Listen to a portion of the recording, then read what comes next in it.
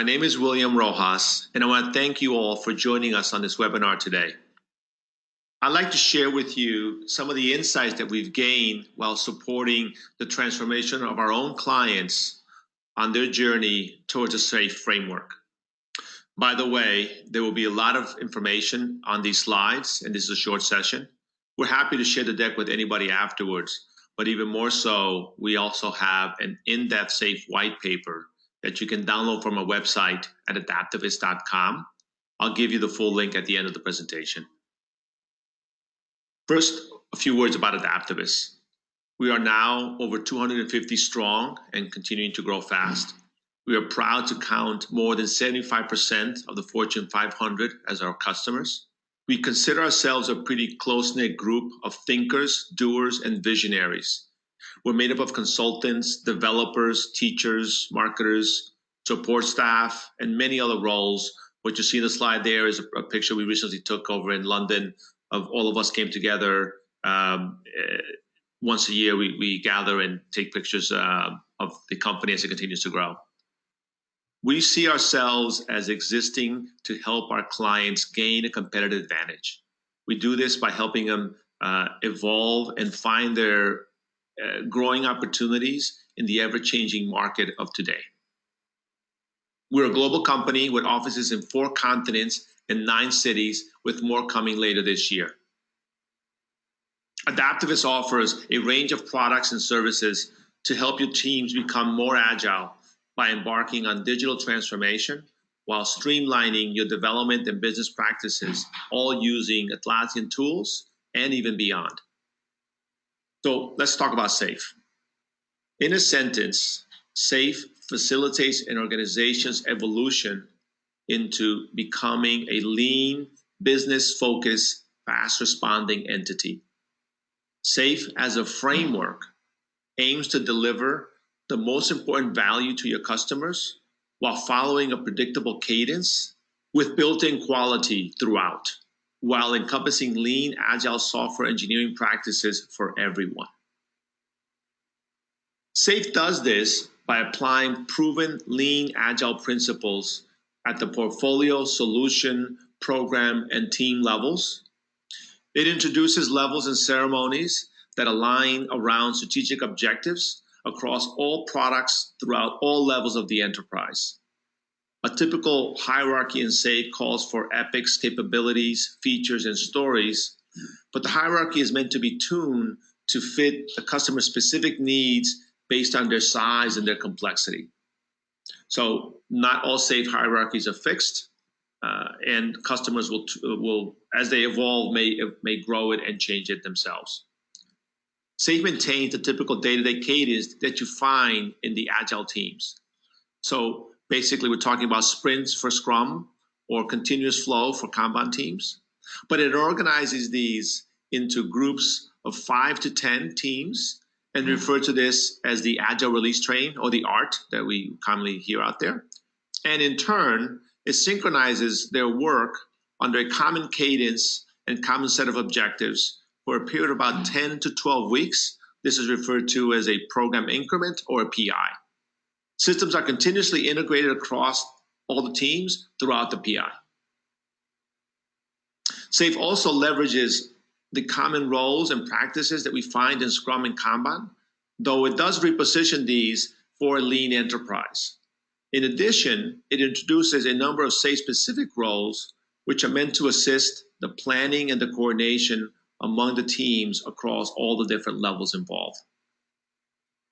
And some of these roles include, but not all of them, roles such as the Agile Release Train or Solution Train engineers, product management and business owners, system solution enterprise architect, EPN owners, system teams, solution integration specialists, and more.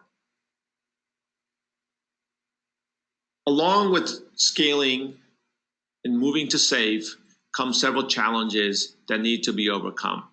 And we've seen a few of these as we've journeyed along with our clients, just to share some of this with you.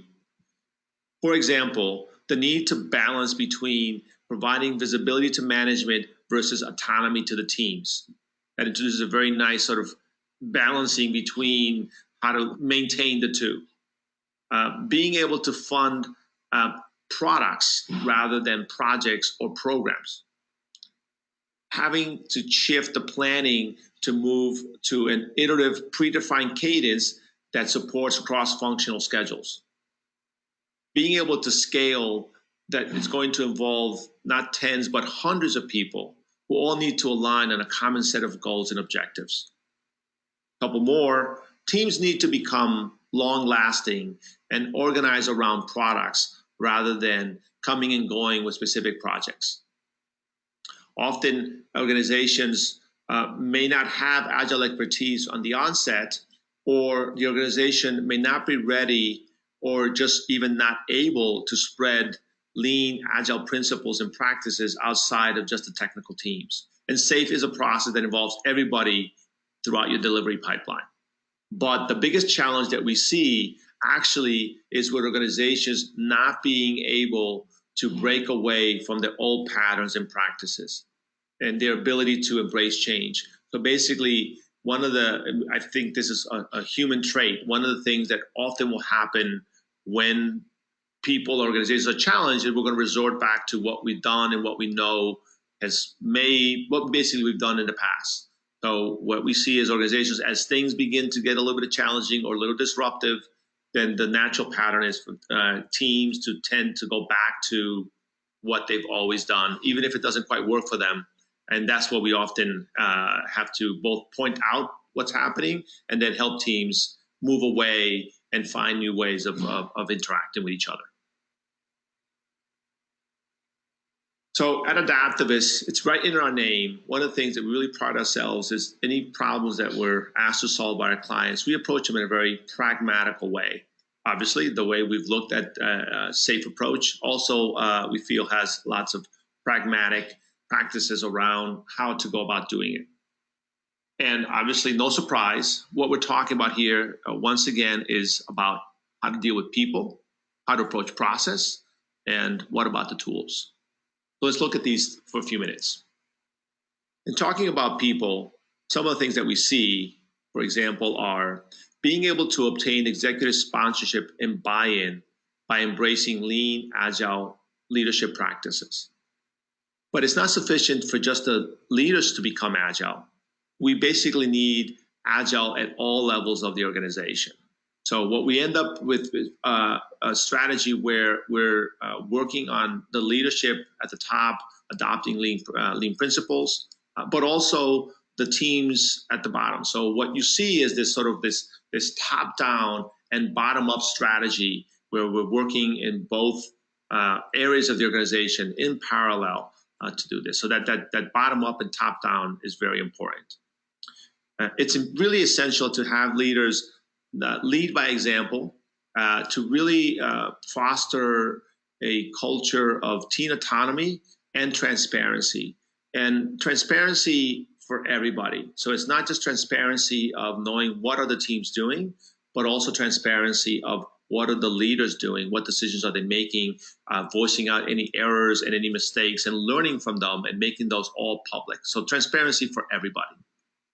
It's important to encourage that everyone really become an advocate for experimentation.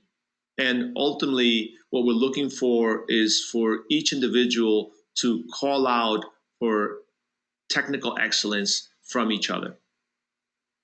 Ultimately, what we're looking for is to develop a culture of learning where there is a spirit of relentless improvement throughout.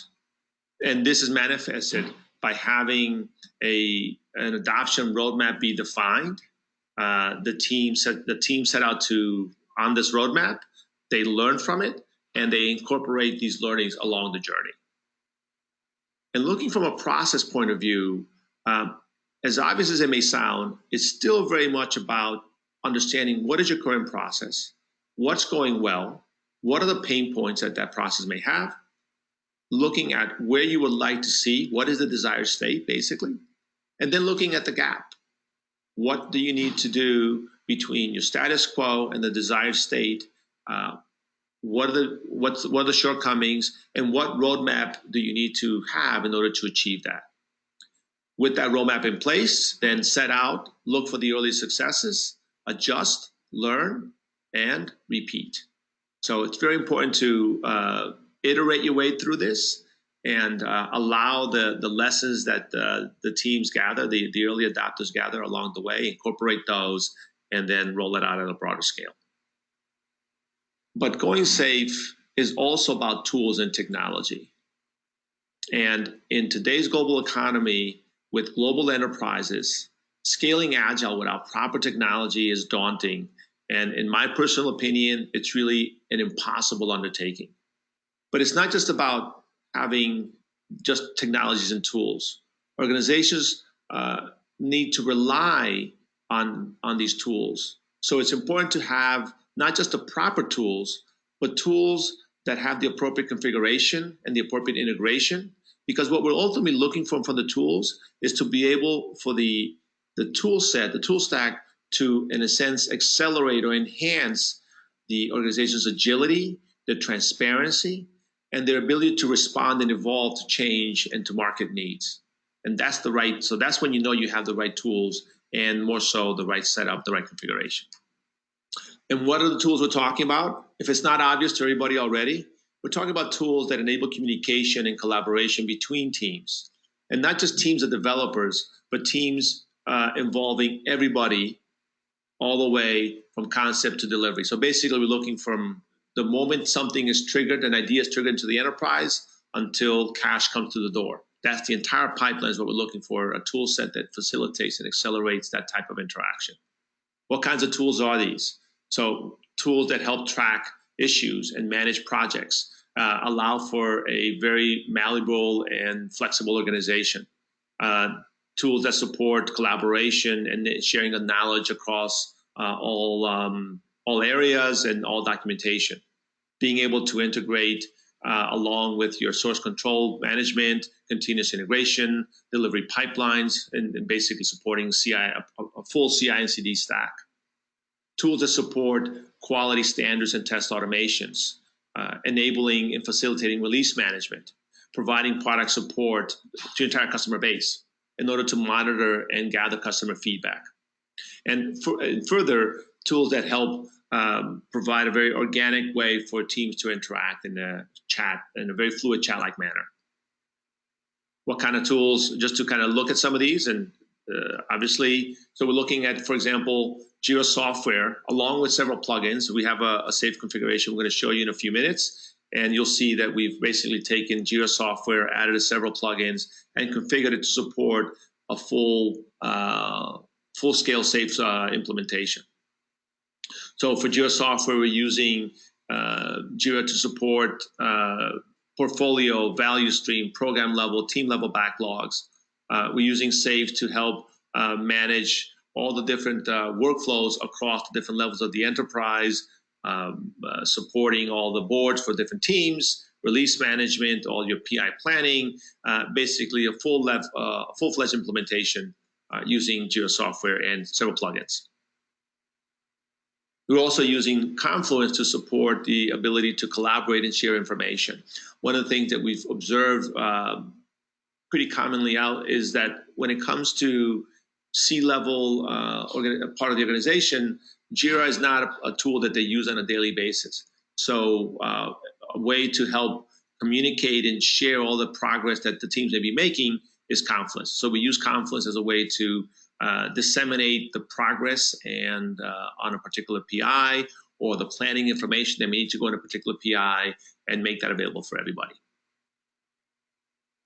Looking at Slack and as a way to support a very organic and fluid way by which the teams interact. Again, remember, it's about team autonomy. So we allow the teams to create channels as they need and bring in people to into communications and to solve particular problems, and let teams kind of organically define who they need and what they need and when they need it and so forth. Last, we're also looking at tools like Jira Service Desk for being able to gather feedback from your clients, both on releases that may have just gone out the door, and what is positive or negative about them, any particular issues, and any particular incidents or so forth that may be occurring out there with your enterprise. The demo that will show will have Jira software and Confluence, the Slack, and the service desk pieces are not part of our demo, just to make you aware. Now, let's look at this pragmatic approach that I've mentioned about our safe implementation. I'd like to introduce you to Nick Belazawiski. Nick is one of the, from Big Sky, Montana. He is going to walk us through the implementation that I've alluded to and showing how Adaptavist has come up with a fairly pragmatical approach of how to implement SAFE using these tools. All right, thanks, William. Let's go ahead and check this out. So our SAFE solution is really based on a particular orientation to the projects inside of Jira. So we have 3 projects representing the 3 SAFE levels. So we have one to represent our SAFE portfolio backlog, one optional project to hold a large solution or a SAFE value stream, and another project to hold your SAFE program backlogs for your Azure release stream. All of the Agile teams still have their own Jira project and their own board, just like they normally would, that they could organize their own sprints and work through those. I'll show you a quick dashboard of a couple of the add-ons and bringing together some of the information from these different projects. So what we've got here is a simple dashboard showing a SAFE hierarchy. We've implemented this using the structure add-on from ALMworks. And down below, you can see a small selection of our SAFE portfolio epics, our value stream capabilities, and the program features. If you pay attention to the issue keys, you can notice that they are in their own discrete projects. The workflows that we've implemented for these follow portfolio Kanban and program Kanban. As cool as this looks, it looks a lot better looking at the actual structure. So the way we set up the structure is that everything cascades down from a strategy definition.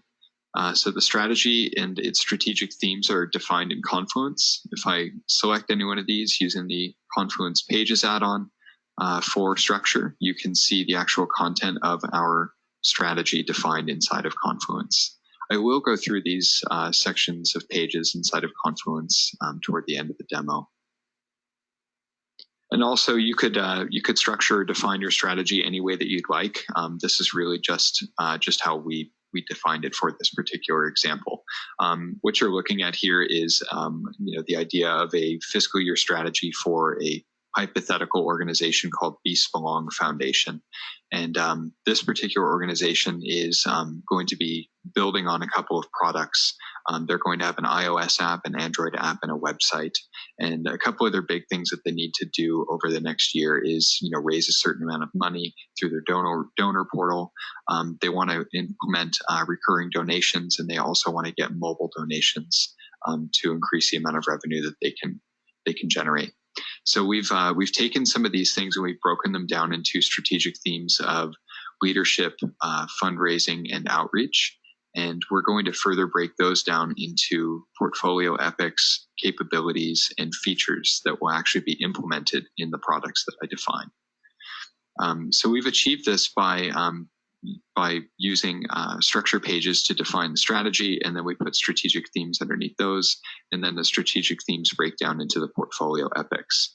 From there, we use automation to bring in issue-linked capabilities and program features that are organized by program increment. After this, I'll show you how these individual issues look, including some of the custom fields and the way that we've set up and leveraged some of Jira's out-of-the-box features. Looking at a portfolio epic, we've added some custom fields here, numerical values to capture things like business value, time criticality, risk reduction, and we're also using Adaptavist script runner to calculate cost of delay and weighted shortest job first values. The boards can be configured in the portfolio backlog to rank issues based on WSJF.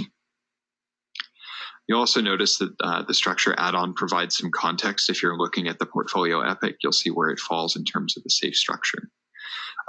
We also leverage Jira's out-of-the-box issue linking to link this portfolio epic to the value stream capability or the solution capability that implements it. And when we look at an actual capability, we can see the portfolio epics that it implements, as well as the features that will implement this capability. The next thing we'll take a quick look at here is the Agile story map. This is actually part of the board for our safe program level. And what this will do is show us all of the program features that we have inside of our program backlog, as well as all of the individual stories across the individual team backlogs that implement these features. This is the Story Maps add-on by Easy Agile. It's a very nice way to look at things like balance of detail or do brainstorming on the individual features. You can also add new issues to the features straight from this board, which is a very nice and handy planning tool. The next thing we'll look at is the support for program increments and specifically the PI planning processes, which are pretty involved. So what we're going to do here is we're going to use the Programs add-on by Easy Agile to create a program. We're going to define first an Agile release train. I'm just going to call this ART for Agile release train. And to define an Agile release train, I need to select the individual team projects that we're going to include in this Agile release train. So here I've got 4 teams. I've got White Rhinos, Lazy Giraffes, Sneaky Snakes, and the Savannah Sunset. And next I need to tell Easy Agile how I would like to handle epics. I have these epics, which are actually features inside the Safe Program project. So I'm going to include my Safe Program board so that I can get all of the features that these stories are linked to. So I'm going to go ahead and create my program. And now I can go ahead and define a program increment. So I'm going to say PI1 is my first program increment. I'm going to start the date back in November. I'm going to do 5 sprints in my program increment, and my sprints will be 2 weeks in length. So I'll create the increment. And just for fun, let's go ahead and create another one. I'll start this one to begin approximately 5 sprints after my last one started. We'll start a week later. How about 2 weeks later? There we go. So we'll have concurrent program increments. We'll do another one for PI2. We'll also do 5 2-week sprints for this and create that increment as well. So the next thing that we can do is we can start planning at a program increment level which features we'd like to work on. To do that, we'll edit the roadmap.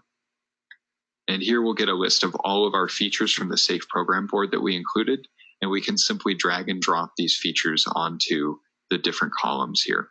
These columns represent sprints, so I can actually drag these across sprints if I believe that a particular feature is going to take multiple sprints to work on. I can also work on features concurrently, and we'll bring that here and we'll cascade these a bit. And then when we're done working with our features, we'll go back to the program roadmap. We'll do the same thing for our second PI. Generally, though, you would probably just do 1 PI at a time. So go back to the program roadmap, and we'll go into this increment. And we're going to now take all of our different team boards that we brought in, and we're going to initialize them with this PI. The process that we'll go through here is taking the program increment that we've defined as 5 2-week sprints, and we're going to associate it with the individual sprints that are defined on these discrete boards. So I will map these sprints. These sprints I've already defined in each board. You'll notice that it says PI1, then sprint 2. I predefined these sprints so that they would actually include the program increment name. It's convenient because this is a demo, and you could also do this in your environment if you'd like to. So once I do this, for the first team, I have to repeat the process for my other 3 teams. This is a one-time setup for your program increment. But if you'll notice, as I do this and provide this mapping, all of the stories for these sprints are now showing up across my program increment. And I'll finish the last board. Now that we have all our scope, we can go through the individual features and we can go through the individual teams to identify and resolve dependencies. We can use the individual features to single out and see, show me just the features across different teams and sprints where work will be done on these. We can look at one at a time. It's best when you have a scenario that shows features across multiple teams, but anyway, we'll be just fine. If I go into an individual team's board, I can now start to move stories around from sprint to sprint. So if I need to level things out, I can. If I want to see for an individual team, show me just the stories that are working on an individual feature. I can do that as well. If I want to look at multiple teams together, I can also bring in another team's board and I can see all of the stories that people have across an individual feature. I can also indicate whether this team's story depends on another team's story completing. To do this, I just drag a story on top of another to create an association between the two. There are three types of associations. If I drag this story here to a story that's in the same sprint, I get an at-risk association. The red association is whenever you've got a situation where it's unhealthy, and then a positive association would be something where a particular story is slated for a future sprint. So we can do this across as many teams as we'd like. I can also bring this down here. And after I'm done making all of these associations, I can also look at it in a way that I can't edit it. So ideally, we would use this board to go through and resolve as many of these unhealthy dependencies as possible. This is where you would want to move these into correct sprints.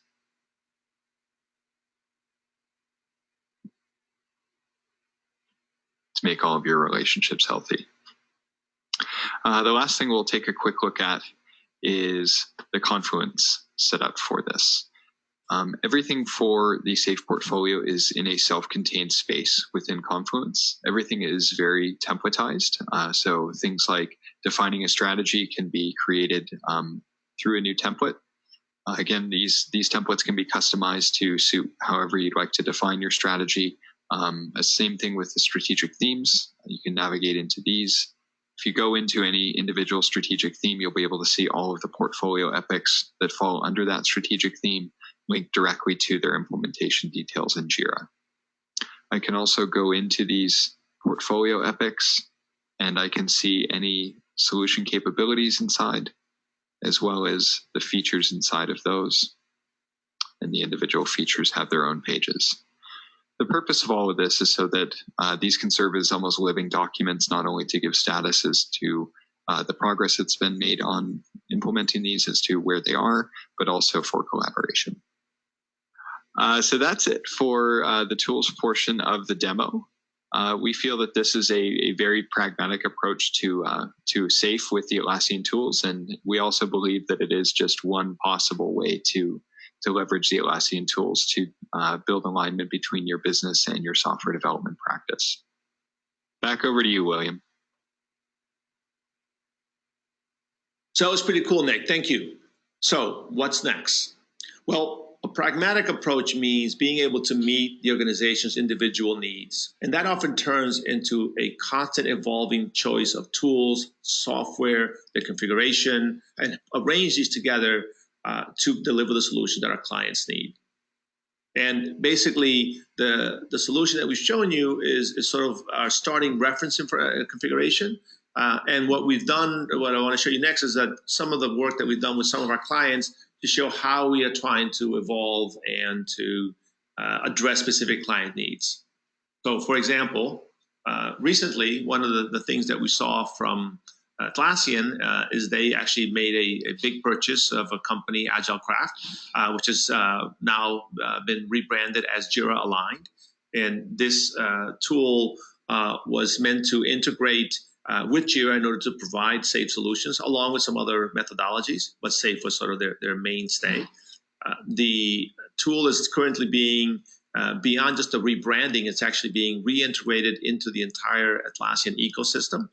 There are a number of Atlassian partners that are undergoing an enablement program to be able to, both from a technical perspective as well as from a sales perspective, be able to support Jira Align. Adaptavist is part of this enablement program, and we are constantly adjusting our offerings in order to integrate Align, which is offered as pretty much a basically a medium to large scale SAFe implementation at this point using a SaaS type offering. Another area that we've done some work in is in looking at PI planning. And one of the things to explain this beforehand, from a PI planning perspective, we bring in couple hundred people to plan across a train or a couple of trains. But the reality is that it's a very different problem to plan, let's say, between 5 to 10 teams or 15 teams as it is to plan for 50 to 100 teams. So the type of coordination and the type of planning challenges that occur at the 100 team level are very different. So the need to be able to visualize the data in a very dynamic way goes from a nice to have to really essential. So the idea of having, let's say, whiteboards to do this stuff, when you have that many people, really begins to break down. The need for proper tooling becomes critical. Adaptavist has been working with one of our clients, ARM, who is one of the biggest cell phone for chip makers in the world. They actually have like 95% of the market.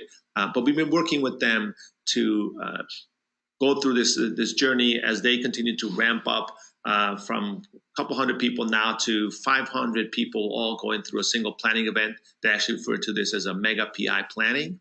And Adaptavist has created a new tool called Visual Script, which is able to look at data represented in Jira and basically visualize this for you in a two-dimensional manner. So the ability to provide the PI planning dependency across all the different features is something that ARM is using Visual Script to support.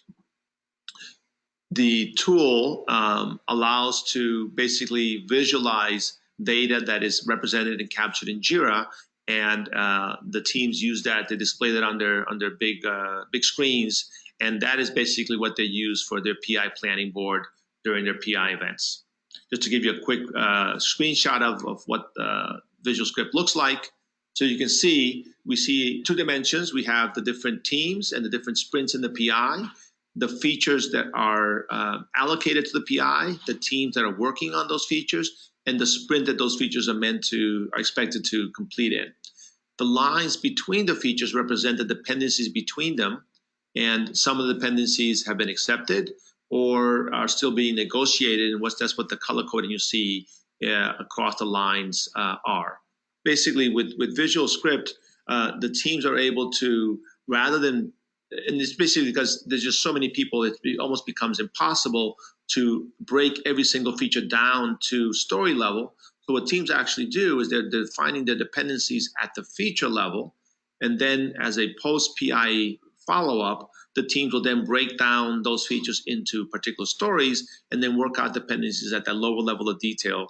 But Visual Script allows them to, in a sense, bring up the dependency management during the PI from stories up to features. And again, we continue to always be practical about how we try to help our clients adopt SAFe. So to provide a summary on a pragmatic approach to a SAFe solution, SAFe is about alignment at all levels of the enterprise. It connects business value all the way down to delivery for better enterprise planning. It manages complex initiatives across many interconnected and disparate teams. It reduces wasted effort on initiatives that may never make it to delivery. It supports the success of agile teams along with implementing compatible management practices. To remain pragmatic, a continuous improvement mindset is essential, as I've been mentioning.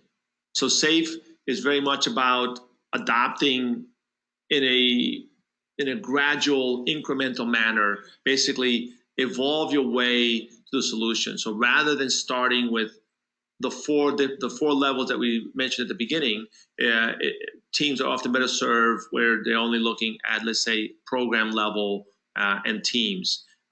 Not starting with all the trains at once, but maybe going after only a single train.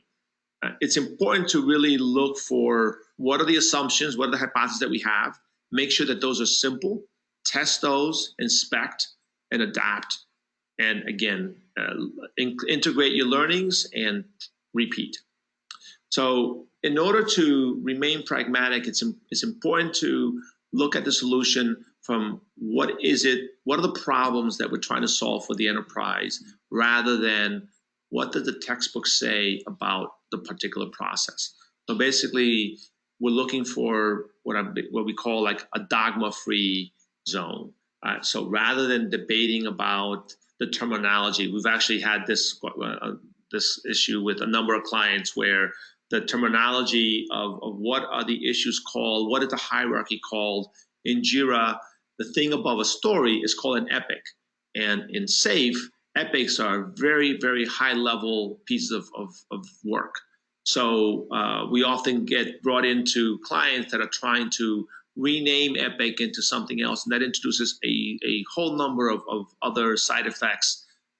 What we often advise clients is to kind of steer away from the terminology and the dogma that one process or another may call, and again, just keep it pragmatic and just remember that what ultimately people adopt SAFe and use Jira and all of this is to solve business problems. So we try to steer them back to what are the problems that we're trying to solve for you.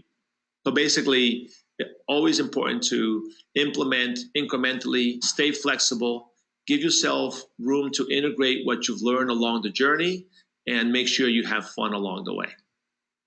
All right, everybody, that's it. Thank you so much again for attending today.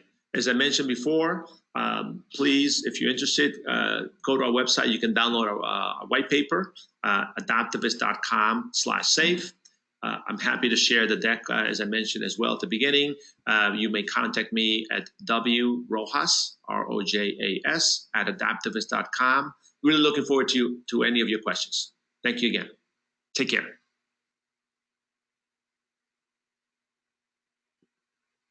Thank you very much, Nick and William. That was absolutely great. Thank you. So we've had a couple of questions come in over the course of the presentation. If you have any more, please feel free to submit them into the questions box, and William and Nick will be available to answer them for you. If we don't get around to answering any of those questions, we will respond to them as soon as we can after the webinar. William, Nick, can you hear me? We sure can. Fantastic. So a couple of questions that have come in through the duration of that. First one from Piao. They would like to know whether Atlassian tools support all levels of SAFe, so essential SAFe, large solution SAFe, portfolio SAFe, and full SAFe. What do you think? Can you provide an answer for this? Certainly. Yeah, that's a great question. So technically, I mean, Atlassian doesn't necessarily support any of these things. These are just kind of creative ways to tailor the tools and configure them in such a way that it'll work to support different levels of SAFe. So yeah, by all means, you could adopt any level of SAFe with any level of sophistication. You know, if you're just going to start with essential SAFe, and if you guys are already using Agile projects, you know, those teams could continue to use their projects, and then you could implement a program level project just to track your features and basically control the Agile release train. We've also worked with some clients to implement a system where you can do either essential SAFe going all the way up to full SAFe using just a single Jira project if you wanted to do it that way as well. But yes, it is supported. So I would say just quickly to add, so it's a matter of what configuration you start with, and in a sense that's part of the choices for the tool set, the ability to evolve, you know, from one level to the next as you continue to mature and grow with the adoption. And so the inherent in what we showed you full level, you can certainly configure those tools to support less levels if you would start there, and likely you probably would start at a you know, let's say more of an essential approach up front, and then evolve your way to some of the other framework implementations. Okay, that's really good. We have another question actually from Pierre as well.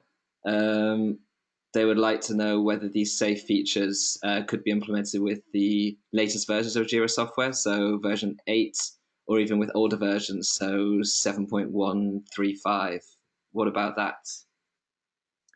So we've tested and implemented the entire thing on the latest 7 version. So this is all on 7.13. We have not yet tested it on 8, but any of the add-ons that we're using that are compatible with Jira 8 would work. Additionally, too, it will work on server and it will work on data center. We've not tested anything that we've done for Jira Cloud yet. Yeah, that implementation is still forthcoming, and there's some of the tooling that we've adopted has Jira Cloud limitations at this point. As soon as those become available, then we'll be pursuing a Jira Cloud solution to what we basically showed here as well. But for now, yeah, I don't think there's any reason why we should not be able to support anything 7.0 or 8.0 level, but we have not verified 8.0 ourselves. That's something we also on our roadmap. Okay, great. We have another question from Andres. Is this an out of the box? Is this an out of the box Jira board, or have you guys edited that with extra plugins? Yeah, I believe that question came through when we were showcasing the Easy Agile programs add-on. So that is actually not an out-of-the-box Jira board. So the maker of that plugin is Easy Agile, and the actual plugin is called Programs, and it'll offer that view where you kind of get the card view across sprints and you can see the dependencies. Okay, that's great to know. Question from Marco. Any insights into the timeline and pricing of the new Jira Align? Is that something? Do you have any information to that? Not, to be honest with you, it's still being rolled out. Atlassian is being very organized, let's say, about how it's rolling out, and the partners that are being invited to be part of the enablement program. So that is something that is not currently available to the entire partner ecosystem. We literally had to apply to be part of the enablement program, and they chose only so many partners. So they purposely trying to control who gets involved. And I think part of it's because of the nature of how they're going to price the product and how they're going to offer the product. I think our expectation is that actually is maybe being revised, let's say. We actually are scheduled to be part of the North America, second round of North America enablement is coming up in a couple of weeks in Austin, Texas, and then we'll be attending then. So I expect that probably after that webinar, we'll have more specific things to share. But at this point, I don't have anything like in terms of actual tiers or price per tier or so forth. That's something that Atlassian has not shared with us yet. Okay, that's fair enough then. Another question from PL, but again, this is about the plugins that you were using. So you've answered that already. It's the Easy Agile plugin that you were working. Yeah, we're using 3 plugins from Easy Agile. We use Programs, which is the thing that helps with PI planning. And then there's additionally the Roadmaps plugin, and then the User Story Maps, which we also showed as part of the demo. Fantastic. Question from Nikolaus now. Do you provide or plan to provide any extensions, customizations to Portfolio for Jira? I don't know necessarily for Portfolio. I can say, though, that we are working on some ideas and some new products to extend Jira to provide some better insights and reporting for SAFe. So we're actually also looking for partners to help us validate some of the things that we've been working on. So if that sounds interesting to anybody, we'd love to hear from you. Cool, that's great to know. Question from Lisa. What would you say is the difference between Visual Script and Easy Agile Program App?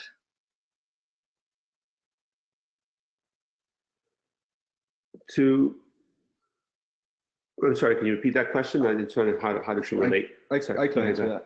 So actually, Visual Scripts is the big differentiator between the 2 views that you get between the Easy Agile Programs add-on and the Visual Scripts. Is that Visual Scripts is really just a rendering. It's not an interactive part of the application that you can look at. So think of Visual Scripts as a way to if I had an entire Agile release train and I wanted to get a view of all of my features in a value stream or something like that and show all of their dependencies across these teams, that's visual scripts. That's basically where you would do that.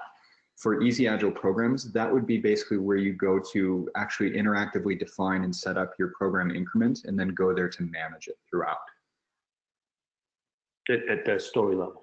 Yeah. Sort of one other big difference that it operates more at the, currently does, it operates at the story level for all of that. Okay, great. Let's take this next question from Lorenzo. He sees a lot of information regarding workflows, issue types, hierarchies, etc. Does Adaptavist have default screens for each issue type? We have a starting point. Every organization is different, so there's definitely not a one-size-fits-all. That's why we use the word pragmatic quite a bit. So we can advise, but ultimately we want to find something that's going to be palatable for whoever's using it. It always goes back to the goals. What are they trying to achieve? What are their pain points? And then we try to figure out, what's the most appropriate solution for that. So we don't necessarily come in and say you need to be doing it this way, or you're not doing it right if you don't have fields A, B, and C on your defect issue type. We'll sit back and try to figure out what are you guys trying to do. But if you guys are looking for just best practices or some ideas, by all means, we definitely do have a lot of those. Then I would say the other thing that we do along those lines is there are the Confluence equivalents that reinforce the information that you can capture about a particular element in the hierarchy. And there too, you can define templates to represent, let's say, a capability or to represent the portfolio epic, etc. And then enrich that content as well there also. So you have the flexibility of not just on the Jira side, but also on Confluence. Okay, great. I hope that answered your question, Lorenzo. Next question from Ravi. Any performance concerns when using structure and scripted fields on hundreds of issues in the hierarchy? Absolutely. We definitely have performance issues around that. And I mean, there's not a whole lot of ways to get around that besides, making sure that you have the proper infrastructure, that things are set up correctly from the get-go, so that hopefully those issues can be mitigated as much as possible. But by all means, yes, performance is always a concern. Okay, we have another question from Marco.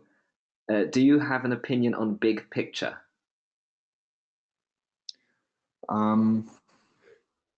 So big picture, that's actually, so when we were looking to put up this implementation, we had to make a bit of a tooling choice. I think supporting big picture, providing a similar solution around big picture is another thing that we have on our roadmap as well. We, in the interest of always remaining pragmatic, which, not to sound like a broken record there, but we also try to take a kind of ultimately a tool agnostic approach to the solution, but we had to pick one. So we did pick the structure one. So I think we are going to be exploring providing a similar setup around big picture. They do provide safe support as well. I would say a little more integrated approach compared to what you've seen here, and probably maybe a little bit kind of heavier, let's say, in terms of their approach to the solution. But they have a pretty good mapping, a road mapping capability, and they have the ability to do the hierarchy, so that it does have comparable capabilities as well.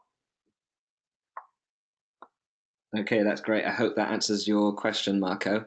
A few people have been asking about whether the recording of this webinar will be available afterwards. The answer is yes, absolutely. We'll be emailing that to you shortly after the end of this webinar, so you can watch it again and again if you want. Since we're into the last couple of minutes of this, I have a couple of questions that have come from email. Maybe you guys can answer these as well.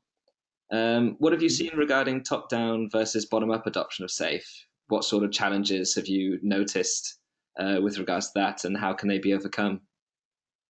So that's something that we've seen, sort of an interesting, some of this, we kind of arrived at this from kind of like doing it wrong, and then trying an approach, and then that doesn't work, so then you try another approach.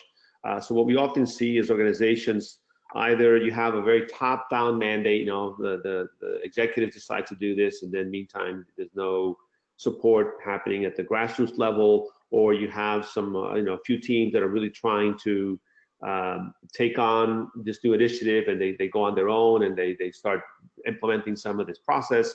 And meantime, there's no buy-in from the executives, so there's no tie-in to what they report at the executive level.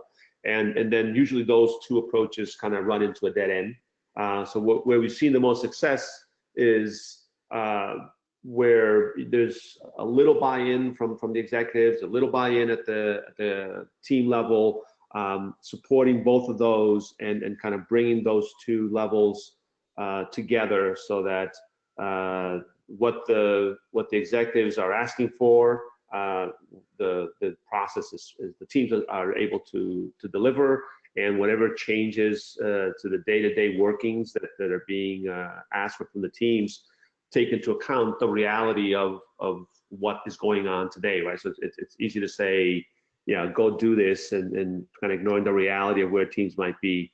So that's basically the strategy of looking at it in parallel, top down, bottom up type strategies is where we see the most success. One kind of related, if I can, Hugh, so people talk about the recording of the webinar.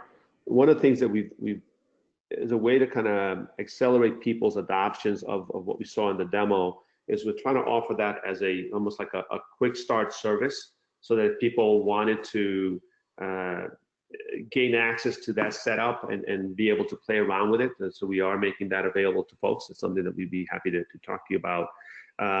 And you could look at what we've demoed, and then hopefully be able to understand what it might you might need to do to configure it to your own specific needs, taking it from there. So that is definitely something that we're also trying to make available to folks, so that people can accelerate their startup. Another thing that we've really been playing around with a lot is organizational network analysis. Because honest to God, like most of the problems that we find are not necessarily technical problems, they tend to be people problems. So I mean, SAFE is really about building alignment between, your business objectives and actually where the rubber meets the road, and how you're engineering your products and how you're managing them and getting them to market. So for instance, like we're going in with organizations, and we're basically asking them to tell us who they network with, who they talk to, who they go to with their problems. And then we come back with some interesting insights and say, well, most of your decision making is not really centralized, or there are a few people that are extremely stretched thin. And then we can go in and we can provide some coaching to see what we can do to increase collaboration and increase alignment. Okay, that's great. Since we're into the last couple of minutes then, if people want to get in touch with us about anything that's been mentioned in this webinar, we will be sending the slides out afterwards, and you can reply to us through there. Alternatively, can they reach out to you directly, William? Was that I'm pretty sure I heard you say that was an option. Yes, yeah, definitely is an option. I'm always happy to answer any questions, so please feel free to contact me, and if it's not directly to me, I'll route to the proper person to get in touch with you. Fantastic. Plus, William's email address is easier to spell than mine. Yes, that's right. You don't want us to spell Nick's. And for the benefit, I have to. Could you just, for the benefit of everyone here, could you just remind them of your email, please, William? So it's W Rojas. That's ROJAS at Adaptavist.com. All right, great. Since we've had two questions that have just popped in. Hope maybe we have time to answer them in the next couple of minutes. What would you say is the average implementation time for Adaptavist SAFE solution? I think, well, to the quick start that I was referring to, if depending upon what you're looking for, if the quick start is something that you're interested in, it's really a matter of days, weeks, to at least to get you started, right? How you bring that inside your organization, that looks into some of the O&A that Nick alluded to, some of the organizational challenges, the top-down, bottom-up things that I mentioned before. So that could be a different time frame. But definitely just to kind of get something like what we showed you up and running, it's really a matter of days or weeks at most, I would say, a couple of weeks. Pretty quick. Pretty quick indeed. Yeah, and that's really sort of what we what we intended, right? We wanted to provide something that is comprehensive and inclusive of what you would want to do to get started, but also be flexible enough to kind of accommodate your specific needs.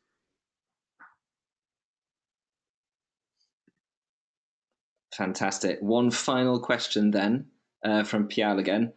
Do you recommend using Jira Epic to feature translator plugin for the existing projects before they implement this proposed approach? So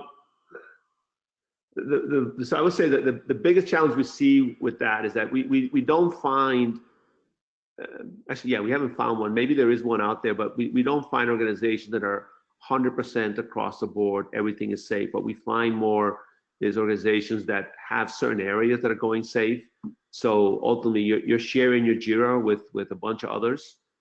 So that strategy has some challenges because of that, right? Because you can't rename something for one and not for all. So we generally just avoid that approach, like I mentioned in the webinar there, and rather we will use, like in Confluence, we'll call them features, or we introduce things like Portfolio Epic as opposed to Epic, so to kind of differentiate the names between the two.